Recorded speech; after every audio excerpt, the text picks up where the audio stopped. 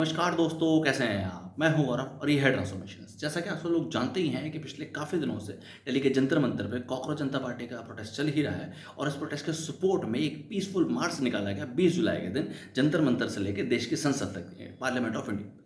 और उसके बाद आप सब लोगों ने वीडियोस देखे ही सोशल मीडिया में, प्रिंट मीडिया में कि किस तरीके से एडमिनिस्ट्रेशन ने, दिल्ली पुलिस ने लाठियां बांधी युवाओं पे, आम जनता, आम जनों से, और कुछ नहीं देखा गया, बेधड़क मारा गया उनको। उनके सर फूटे, पैर टूटे, हाथ टूटे और कितनी सारी कैजुअलिटीज़ हुई और कितने सारे युवा तो इवन हॉस्पिटलाइज भी हुए।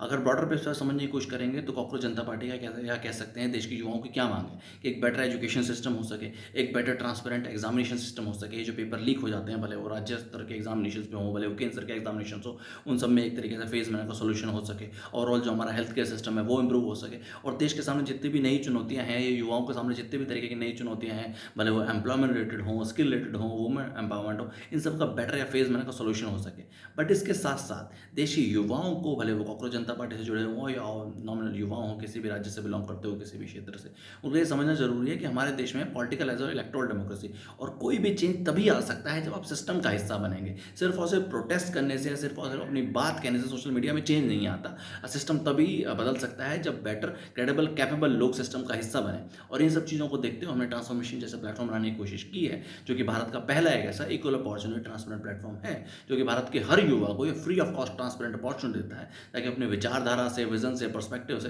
भारतीय राजनीति का हिस्सा बन सके, राज्य स्तर पे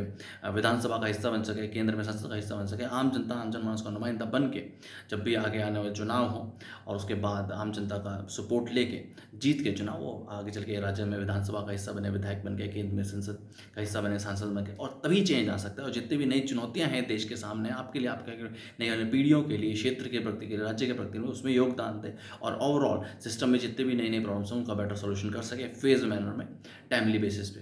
जय हिंद, जय भारत।